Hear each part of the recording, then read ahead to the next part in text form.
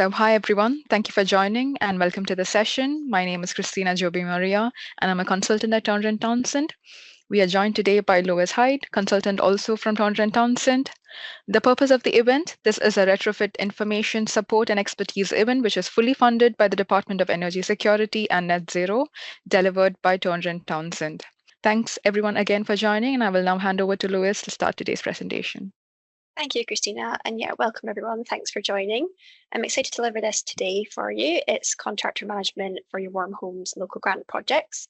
And a little bit about myself before we get started. So I've worked in a local authority, I worked at Portsmouth City Council, and we had various contracts going on at the same time, such as Eco Local Authority Delivery Scheme, so LAD, and Energy Redress, and a few different contracts going on.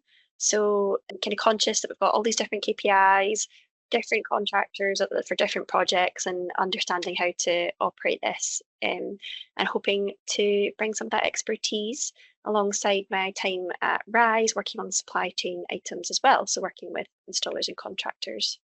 But today we're going to be covering a lot about contract management in terms of variations, complaints, kind of what you want to look for at the start, and also covering sort of technical skills that you might need and the resource that you might need. And before we get started, in case you've not heard of the mobilisation confidence assessment before, this is something offered by Rise where you can engage with a delivery support manager to understand what one-to-one support and tailored specific support might be relevant for you for your warm homes project. So, contract management processes. So to get started, really what we're seeing here is at the start of your project, you're going to need to identify what you need to comply with in terms of the scheme or any legal requirements, and what is the scope, what are the requirements for warm homes, local grant, and all the mandatory items. And then you'll also want to think about what might you want on top of that, what works for you in your area. And then you can start to do sort of lessons learned and learning from your previous projects, and you can start to do some soft market testing. So that could be reaching out to contractors in the area and understanding their experience on government funded schemes, or it might be reaching out to other local authorities that you know have delivered previous projects like HUG, for example, or the local LAD scheme. So asking them what their experiences were and what to look for and for this project. So that might be some of the things that we want to start to do, the soft market testing. And that's a really good thing to do before you go out to actually procuring as well, because you want to understand before you put out any procurement aspects, actually to understand what they want and what the appetite is and what the responses are going to be, so that you don't go and sort of create a procurement exercise and go out to tender and create something that no one actually applies for. You want to make sure that you've done a bit of soft market testing and understand that as well. And it's just a really good thing to do early doors. And then throughout the project itself, there'll be always an element of the contract management, and then we'll come to the end of the contract and any handovers. So when we talk about all the areas that you consider for a retrofit project, so contract management could be any topic. It could be, a mobile phone. It could be something to do with a car or a house. But when we're talking about retrofit, we're really talking about some of these key areas in green there. So things like the technical specifications, so warm homes is to be installed to PAS 2035, the 2023 version, and understanding, the different roles. You need a retrofit assessor, a retrofit coordinator, a designer and things, and what surveyors you need, what level of installs will be happening. And when we talk about risk management, understanding who's taking responsibility for what, things like the risk and method statements, the RAMs, even down to the really practical items, so your files and your data sharing, stuff like this should be understood in a contract early doors, because what you don't want to do is to get into contract, think that everything's great and everything's fine, and realise that you haven't actually established methods for file sharing, or you haven't actually established any data sharing agreements, and you haven't understood monthly reporting. So these things are really critical. You kind of want to define these at the beginning and get the scope right, so that there's no surprises, because if there's scope creep, you're then straying into an area where a contractor can be like, well, we didn't know you wanted this and we've not accounted for this, so we'll have to go back and change the prices and time. And I guess the risk there is that they might not actually have the capacity and time to do that. Then we talk about the sort of contractual elements, so you can work under service level agreements. You may hear me here You may hear terms like MOUs as well. Service level agreement is sort of more robust, and there'll be things under that, such as the KPIs of the contract, what to do if there's any changes, and potentially any penalties. And when we talk about penalties, really, it can be for both sides and a method to protect both parties. And really, the contract management should be seen as you want to establish a good working relationship with the contractor, and you all want the same thing, but the contract should really protect both parties under things like, for example, imagine you've not signed the contract yet. What do you want to happen if there's a complaint? Do you want the contract to tell you? Should it be a requirement that they tell you this? Do you want your issues resolved by a certain time? And do you want your measures installed to a specific standard? And what happens if costs change? How do you want to manage that in your contract? And if neither party can actually agree and deliver the number of homes promised, what do you want to happen? So these are some of the questions that you might want to think in your head, right? Well, what am I going to do if any of these eventualities occur? Think of them, and then they should be somehow represented in the contract. So when we talk about all the different parties, so I'm aware that a lot of people on the call, you might have different arrangements. Some of you might be delivering individually, some of you might be delivering in a consortium. But yeah, there's the actual grant funding agreement will sit between DESNZ and the grant recipient, and that can be an individual grant recipient or the consortium lead. And then you've got your consortium members, you might have a main contractor, so a tier 1 contractor, and then you might have the subcontractors, or you might have managing agents as well. So this will vary depending on your setup and your situation, so kind of bearing that in mind as we go through this presentation. So some of the key contract considerations for warm homes is that, well, there's procurement regulations, there was the 2015 public contract regulations, and they might be applicable for existing frameworks, but if you're doing something new, then it's the 2023 Public Procurement Act came into play. It was launched, so that was called Public Procurement Act 2023, and it became live in February, I believe, this year. So you might have to comply with the different aspects of public procurement. So please check with your procurement team. You know, if you're a council, you'll have a procurement team, and check with them about complying with certain aspects. Then you've got things like the technical compliance. We've got PAS 2035, 2023, and PAS 2030. So these are mandatory requirements for warm home schemes, and the measures will have to go onto the Trustmark data warehouse and be installed to PAS 2030 as well. So bearing this in mind when we are delivering the programme, that you'll have to sort of have that in the contract, it'll be in your procurement. But when we talk about, those are quite formal aspects, so it'll be in your contract and it'll be in the procurement, etc. However, actually doing the soft market testing and understanding like conversations, more informal research with the installer as to what's their experience delivering to that and what are they going to do on a practical level. So sometimes there's that difference between what it says in the contract and then what it's going to be like in reality. So bearing that in mind as well. So there are parts to the Warm Homes Local Grant process. There's a delivery assurance check, which will check certain aspects of contractor procurement. So this is really about getting confidence in how ready you are to deliver. So you'll actually have to fill out the DAC form, which has annexes, and it does ask you to fill out details on the installers, their certain certification numbers. That information is required in the form. There's also things like the fraud management plan, the fraud risk assessment, and evidence of your commercial agreements. So these are all things that are really good that you understand with your contractor. Make sure they're aware of that, because when we talk about things like fraud, it's thinking about, well, not just your internal potential fraud, so between council parties or the tenant themselves. We're also talking about the contractor in terms of how can you check and make sure, you know, your invoices are itemised, is there whistleblowing hotlines, what to do if anyone has a concern about fraud and things like that. Now we also have, this is an example of the form, so the delivery assurance check. It does ask you for things like the Trustmark number and whether they're PAS 23 certified, and the contract type. So the contract type, you can just about see in the drop down there as well. So that bits of this information is asked for. So you will need to have that all established for delivery assurance check. So bear that in mind. It's a good thing to bear in mind at this stage to prepare. The form is available online. You can download that and start to familiarise yourself with it. start to fill it out, and maybe you're not quite ready to fill out this section yet, but it's something that it's really good to familiarise yourself with so you know that it's coming and you've got to fill that out. Now, a service level agreement, it's a contractual set of obligations with legal force, and really it's between both parties, so you can decide it should sort of suit both of you as the clear expectations.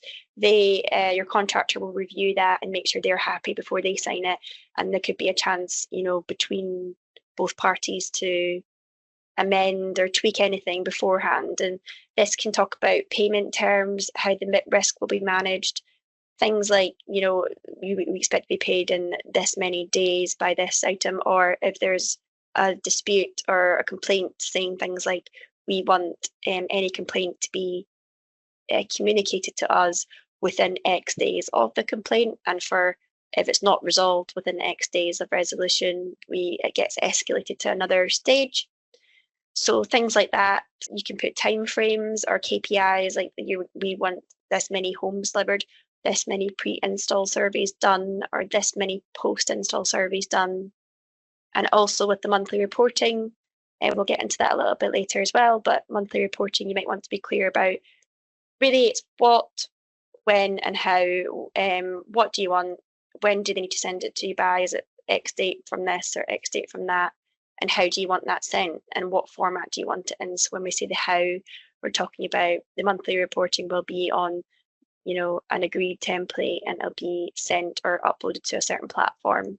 Things like that are quite good to bottom out. So we talked a little bit earlier around, formal tools or informal tools. So the contractual side of things, service level agreements and the escalation policies, complaints procedures, and so on, and any penalties. These are something that should be in place to sort of protect parties and act as a protection mechanism. But you can use other tools that are slightly more informal just to sort of supplement and manage the contract and keep it in motion. And I think that's something that you do need kind of both. And when we talk about the other tools, the informal tools, we're talking about, trackers and meetings, monthly meetings, having sort of continuous feedback loops, lessons learned sessions, sort of routes and mechanisms for communication between parties. These things should all be established early doors. And then we move on now to insurance and technical skills. So this is something that you want to check that they have the basic technical skills for the PAS 2035 and 2023 and 2030. So making sure that's clear, but you also will have a sort of onboarding mechanism for checking an installer's levels of insurances. So this is something that you really want to check with your legal teams and insurance advisors on what level of cover is appropriate for the project. But things like public liability insurance and professional indemnity insurance, it's understanding what level of cover they have, and also bearing in mind if it expires on certain dates, making sure you've got a mechanism in place for collection and so on. Is it, 1 month before a reminder is sent and they've got to provide it. You don't want any lapses. If there's just a lapse between, the installer hopefully will never have any lapses, but things like that should just be monitored and tracked so that you've got it. Practical things like it's on a calendar 1 month before you send a reminder to say we'll need your refresh certificate by this date, and things like that. And making sure as well that you have someone actually specifically assigned and designated to take responsibility for that and to monitor it, someone to take ownership over that area. Then we have things, there's other aspects to do with building projects, working at height, asbestos requirements, safeguarding, and DBS. These are all things that you will be proportionate to your understanding what's relevant to your project. Working at heights you might not be working at heights. But that's something that understanding from a risk and method statement what is appropriate and what, depending on what measures, what properties you're doing as well. And I think a lot of these households might be households that you've never been to before, whether you're doing the local grant, maybe owner occupiers, private rental properties, which you might not have much information on, might not really know. So this is another thing, is that you want to start doing data analysis and sort of sample surveys as you can to understand what type of properties and archetypes and households will be used in this project. Now, things like contract variation management. So hopefully you will have set up a really robust and clear contract. However, things can change. All kinds of things can change. It could be the number of homes, maybe the measure doesn't work, the installer could go bust. It could be all kinds of various different changes. And I think it's good to have a process in place, and that should also be communicated as to what will happen if you do need to amend or vary an item in a contract. So this is about spotting that change early, figuring out the actual scope of the change. And then once you know the full scope of the changes, then communicating that really clearly and putting in a sort of formal request to say the project has gone from this to this, and whether that's from this amount of homes to that amount of homes, or this amount of measures to these amount of measures, or whether the contract is going from one contractor is now no longer available or something like that, and change over. If there's any changes in prices and things, is understand a formal review process for any change in costs. You want to protect parties involved in this and think about index rates and building material rates. If that does change, you don't want to be in a situation where it can just be changed with no sort of consultation. I think it's review points and having something formal in place for this.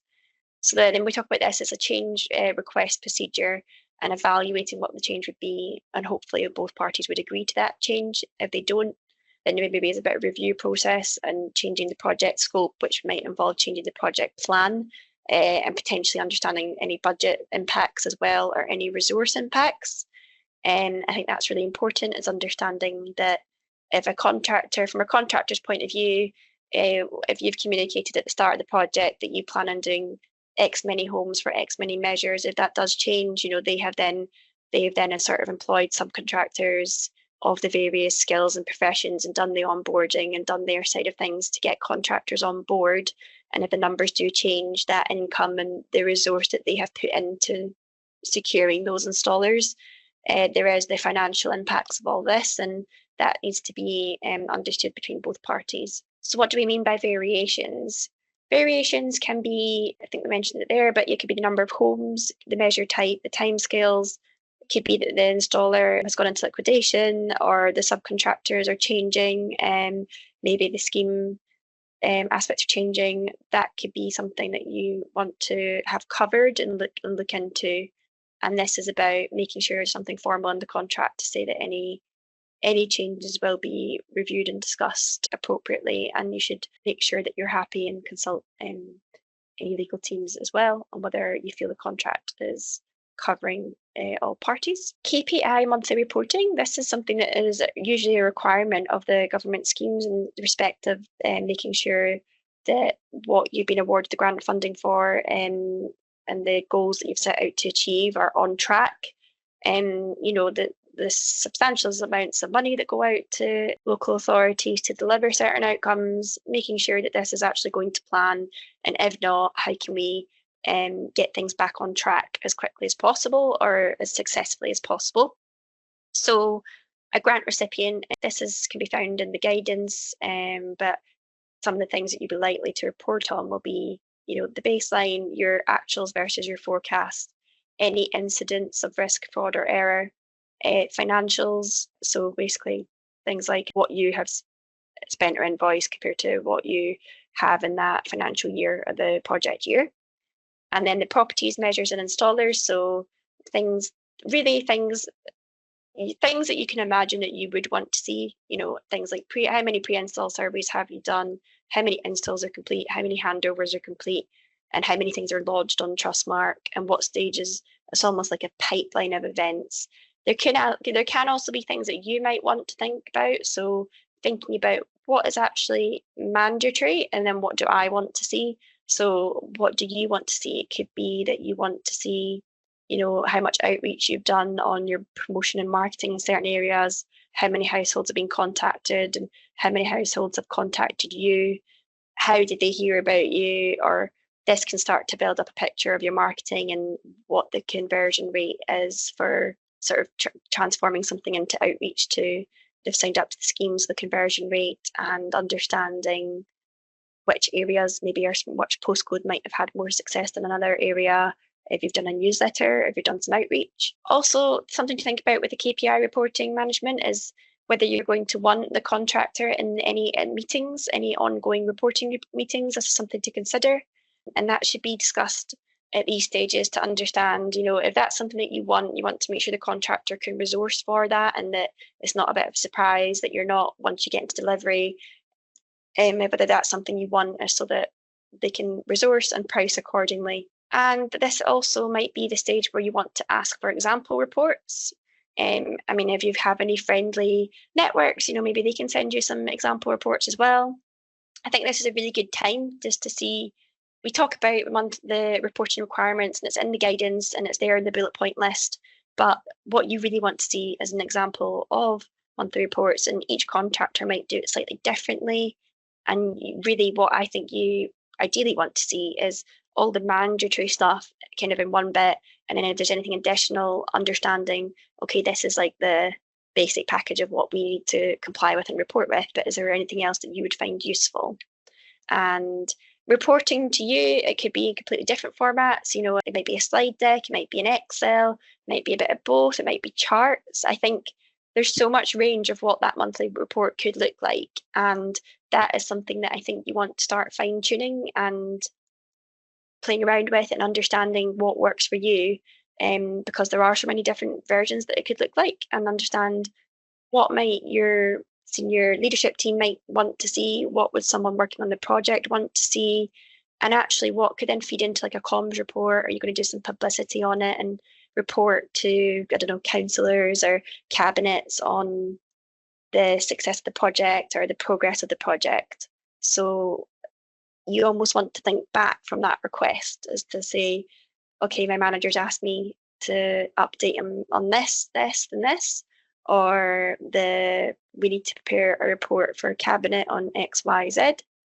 Take that information and work your way back as to what you need to include in a monthly report. And again, you might have quarterly reports, or you might have, end of year reports as well. And you might want to do, let's go back to that a second actually, on the reports.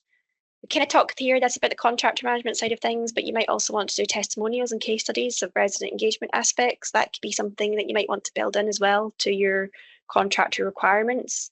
That could be something that might not necessarily be requested as part of the scheme, but it might be something that you'd want us to do. 10% of the installs are offered a testimonial, or well, actually probably do every single installs offered if they want to do a testimonial, but you might want to have a target, a KPI to do like 10 if you're doing 100 homes or something like that.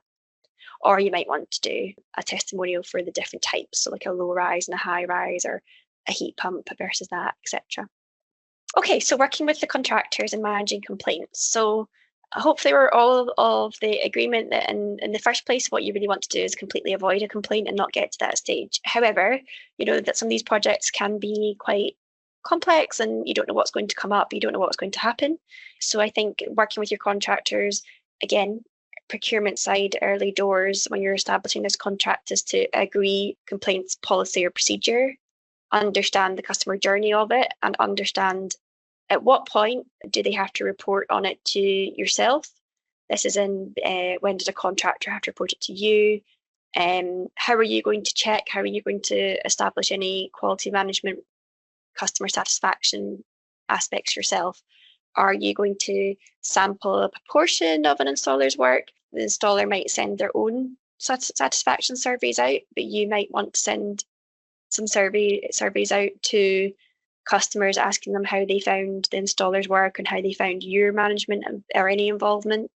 Because the feedback of the different parties here could be that a customer could be really happy with how the council have worked with them, but they're not happy with how an installer worked with them, or the other way around, or they've been happy with the pre-install journey, but they weren't happy with the install journey again, or the other way around.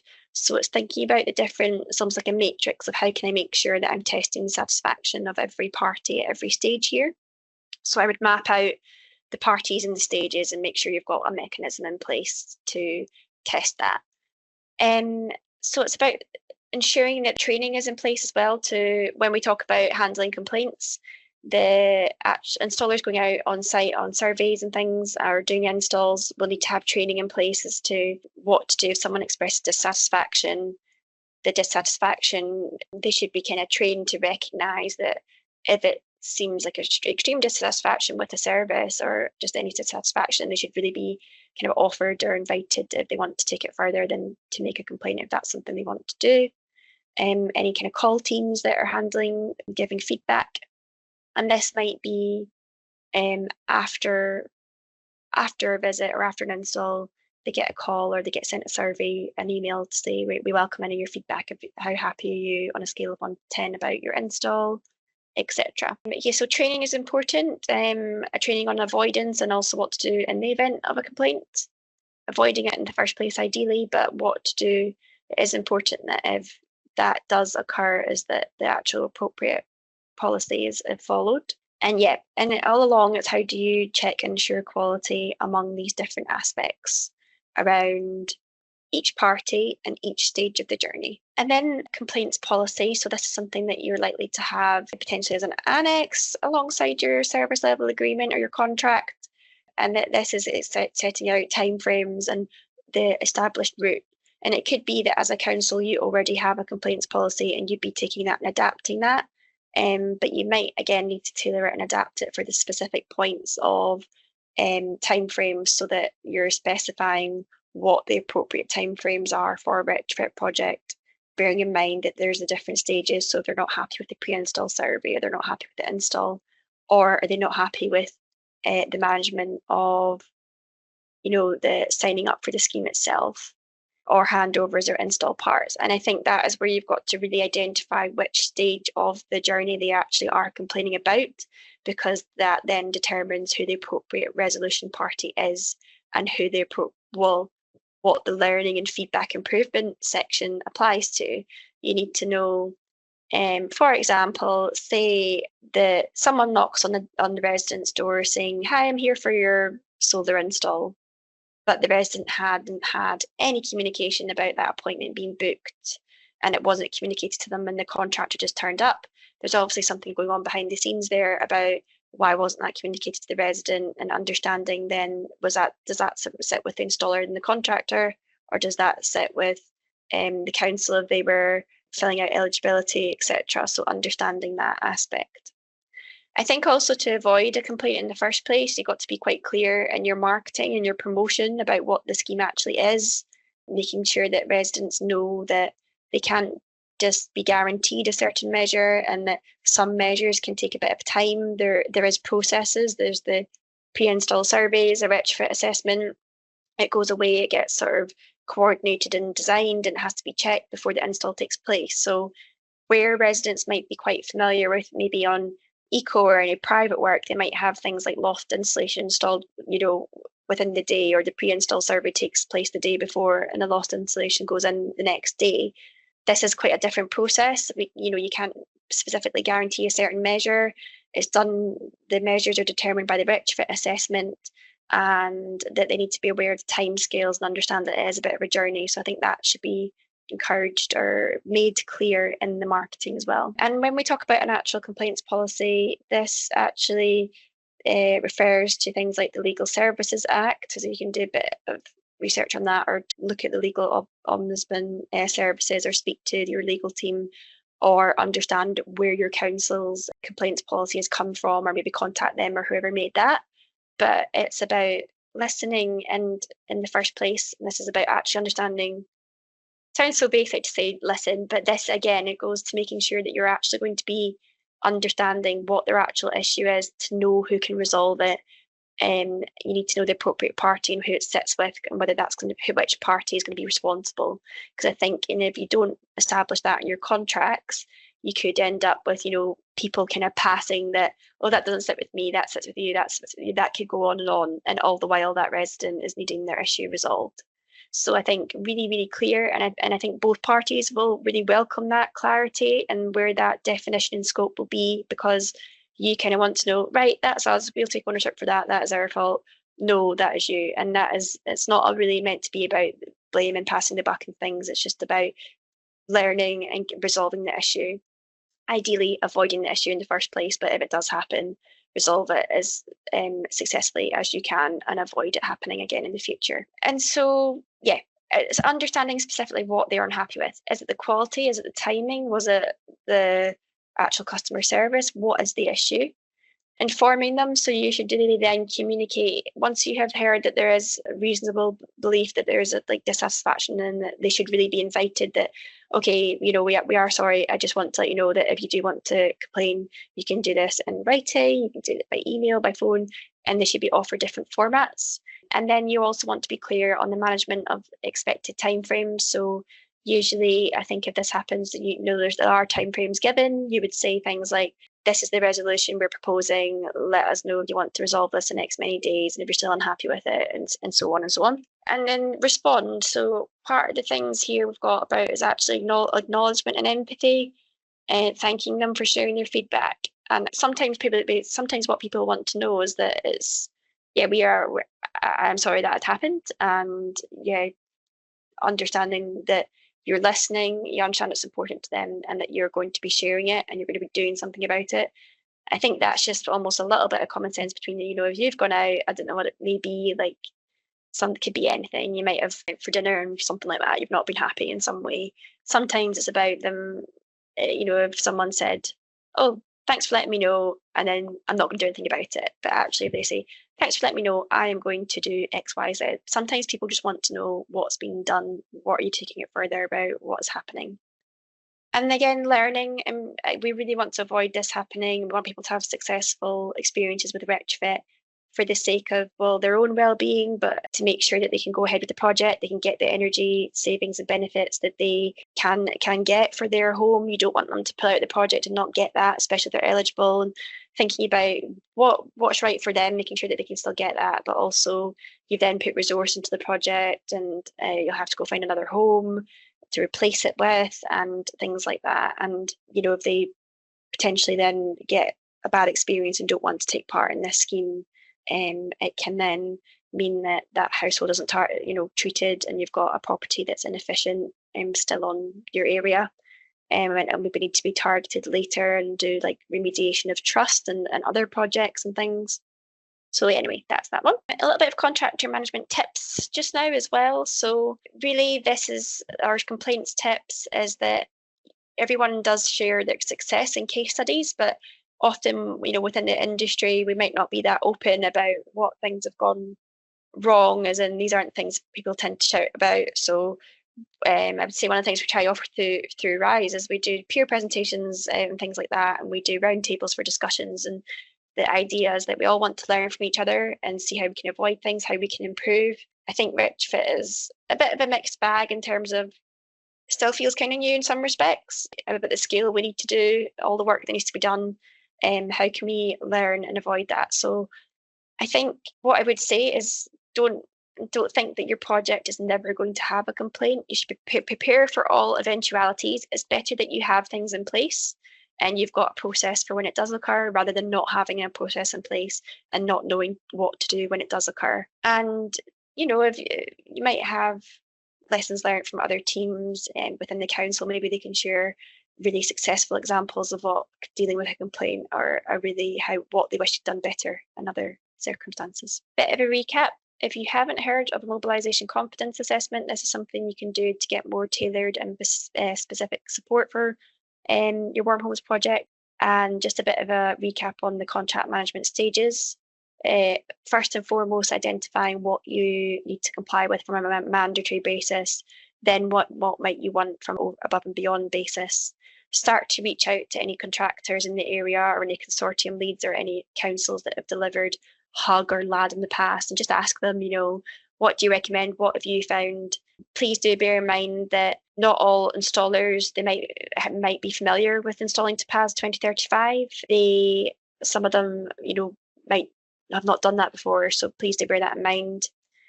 And when we talk about the contract sort of lenses, we've got KPIs and change control and penalties, but there's all these different elements and factors to consider. And the handover and the maintenance, as well as understanding if there's householder agreements, where is that going to sit, who's responsible for any maintenance, and so on. And also the kind of just thinking in your head about the flow of responsibilities and where the contracts all sit. And between you as an individual or a lead might have the grant fund agreement with DESNZ, but there could be other angles sitting then beneath that. And a reminder that should be past 2035, so apologies, that's to say past 2035, 2023, and past 2030 requirements for warm homes. And then we have the Trustmark and MCS requirements if relevant to your project, and any procurement regulations. We've also got the DAC form as something to familiarise yourself with at the moment. It's available online. If you've not looked at that yet, have a look and see what you're going to have to fill out on the contract aspects. Or if you've got a very friendly contractor, I don't know, maybe they might have that filled out already for you, I'm not sure. Service level agreements, just some of the topics you might want to consider is around what the payment terms will be, what the warranties and maintenance processes will be, so any handover, what the actual targets are as well, and the reporting, so the compliance reporting that you have to do. You might also have your formal and informal tools, so everything, the contractual that you need, but also supplementing that with all the informal aspects, so regular meetings, trackers, and lessons learned. Making sure that you understand what the onboarding is going to look like, who's going to be responsible, what level of insurance do you need, what specific insurance do you need, how is it going to be tracked, and what are you going to do to ensure that any expiration dates are tracked and needs to be kept in order. And then any contract variation as well, to have an established process for contract variations, and to consider the KPI reporting, what that looks like. And I would probably start wanting to get example reports at this stage. A complaints policy, make sure you have that, making sure you have an escalation policy. But thank you for listening, and hope you found it useful. And I will